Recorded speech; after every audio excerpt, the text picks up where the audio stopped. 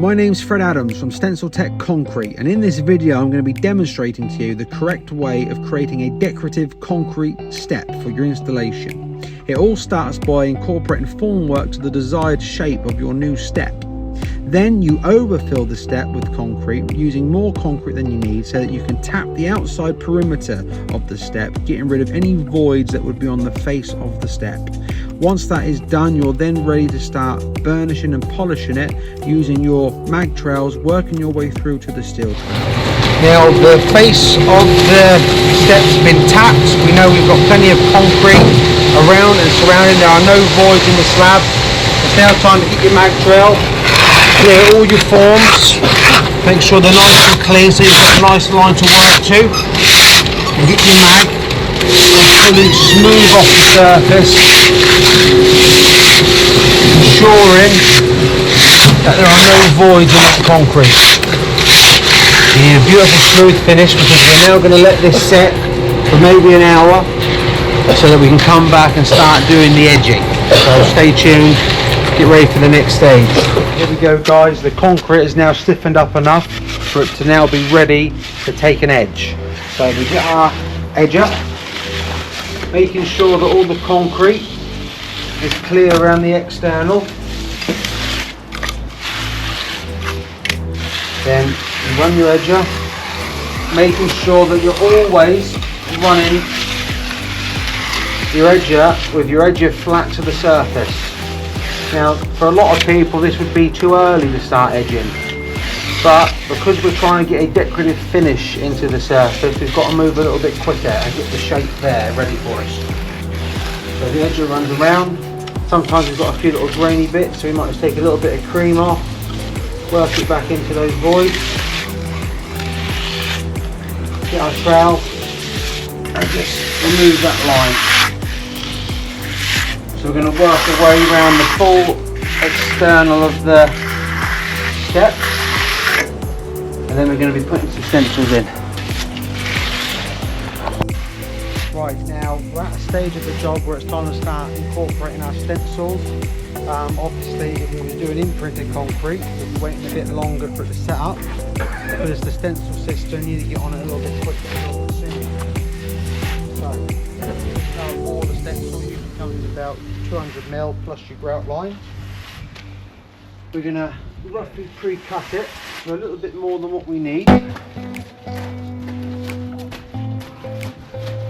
Then we place it while keeping the stencils about a ½ inch off the edge of the forms so that it doesn't get in the way when it comes time to re-edge the colour surface hardener.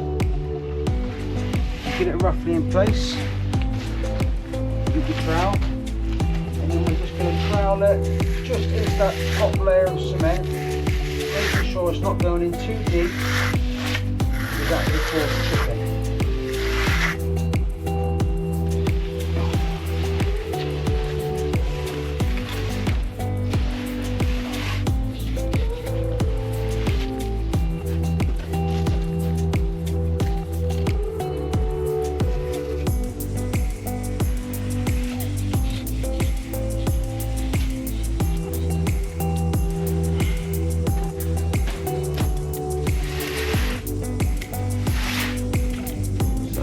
Pre-cut, just give it a little jiggle till it's exactly in position.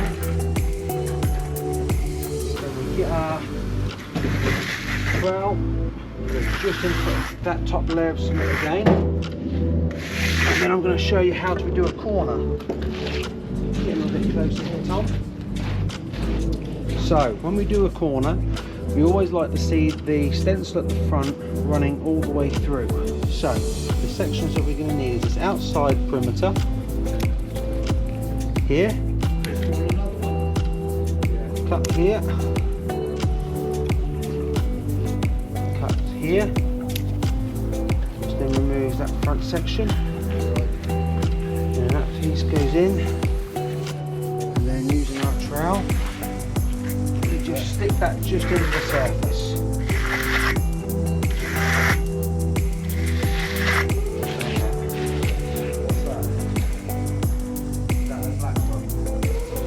Beautiful. Now it's time to start troweling your stencils into position, locking them down. We trowel it just into the fat of the concrete so that they are not going to blow out, and there's no colour hardener that can get that under the joint as well. So we're now going to miter that in. Tom, don't worry about too much, bud, bring it over here.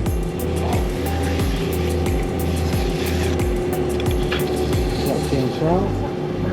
Then when it comes time for cutting this in, you cut it so it's just overlapping ever so slightly onto your border stencil. Come in.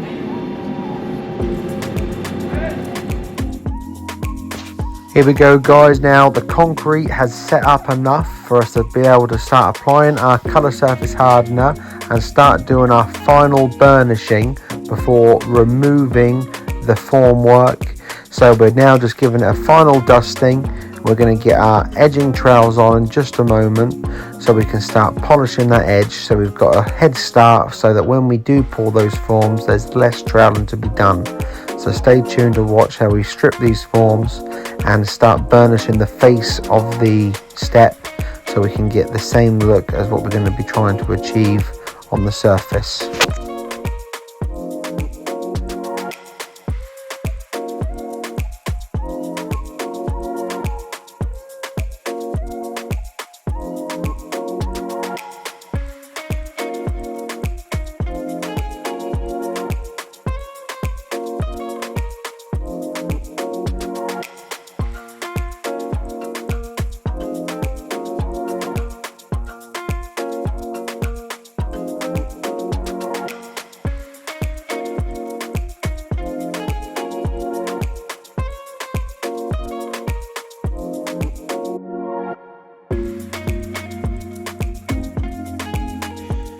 It's now time to remove the forms. Now, knowing when to remove the forms is key to getting a beautiful step, and if you take it away too early, the step can become misshapen.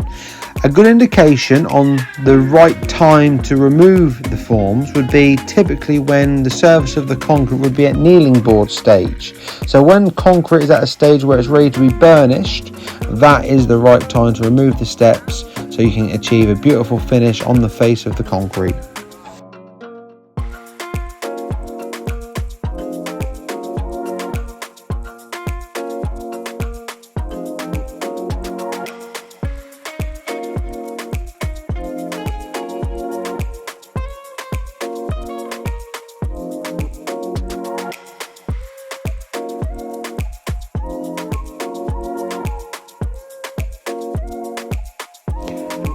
Once the forms are removed, it's now time to fill in all of your imperfections. So always keep some concrete left over for the end of the project so that you're able to fill in any sections where could have been damaged by the forms, where you was unable to trowel underneath them, by metal pins.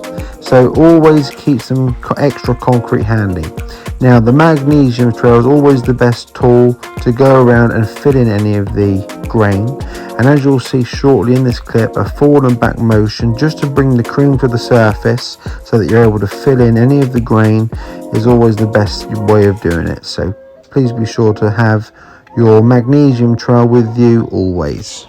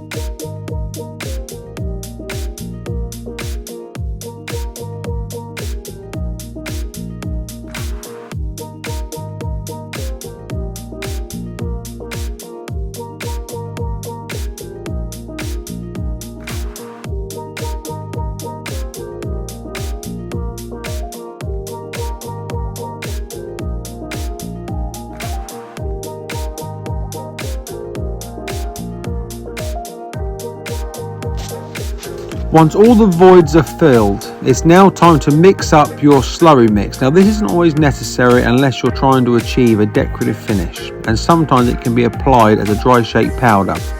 But we like to mix our colour surface hardener with a polymer modifier, which will give us the ability to butter up the face of the step, give it all the beautiful curved and edged sides, so that we can achieve whatever decorative finish we would like, whether it's a textured finish with a texture skin. In the instance of this video, we're going to be creating a granite spray effect texture, which does require a finer finish. So getting the slurry mix on the side of your step will give the ideal result.